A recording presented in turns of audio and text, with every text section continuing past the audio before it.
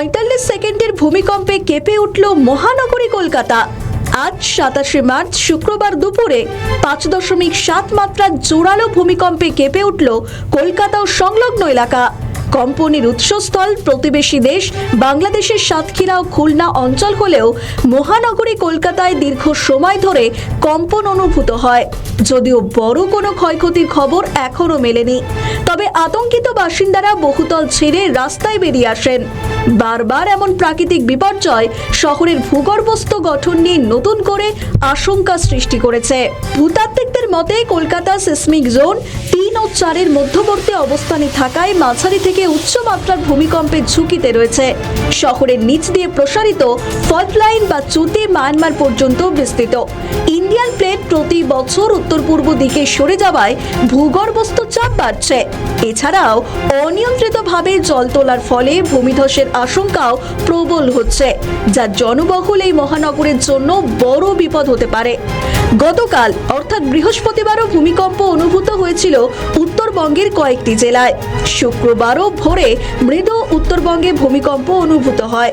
Richter স্কেলে 4.2 মাত্রায় ভূমিকম্প হয়েছিল বৃহস্পতিবার। শুক্রবার ভূমিকম্পের তীব্রতা ছিল আরও বেশি। ইউএসজিএস জানিয়েছে যে ভূমিকম্পটির কেন্দ্রস্থল ছিল পশ্চিমবঙ্গের টাকি থেকে 26 কিলোমিটার দক্ষিণ পূর্বে। ভূমিকম্পটি ভারতীয় সময় দুপুর 1:22 9.8 কিলোমিটার গভীরে অক্ষাংশ এবং দ্রাঘিমাংশের হিসাবে 22.451 ডিগ্রি উত্তর এবং 89.139 ডিগ্রি পূর্ব। সমুদ্র পৃষ্ঠ থেকে প্রায় 35 কিমি গভীরে উৎসস্থল। ভূমিকম্প প্রায় 52 সেকেন্ড স্থায়ী বলে জানা গিয়েছে আবহাওয়া দপ্তর সূত্রে। কলকাতার বহুতলগুলি থেকে বাসিন্দারা নিচে নেমে আসেন। দুপুর 1:52 ভূমিকম্প শুরু হয় বলে খবর। নিয়মিত ভূমিকম্পের জেরে আতঙ্কিত হয়ে ওঠেন সাধারণ মানুষ এবং বৃহস্পতিবারও ভূমিকম্প হয়েছিল কলকাতায়।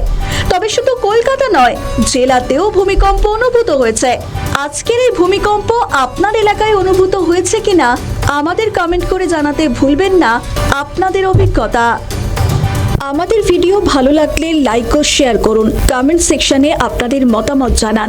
আরও ভিডিও পেতে আমাদের চ্যানেলটিকে সাবস্ক্রাইব করুন এবং প্রতি মুহূর্তে খবরের আপডেট পেতে প্রেস করুন বেল আইকন।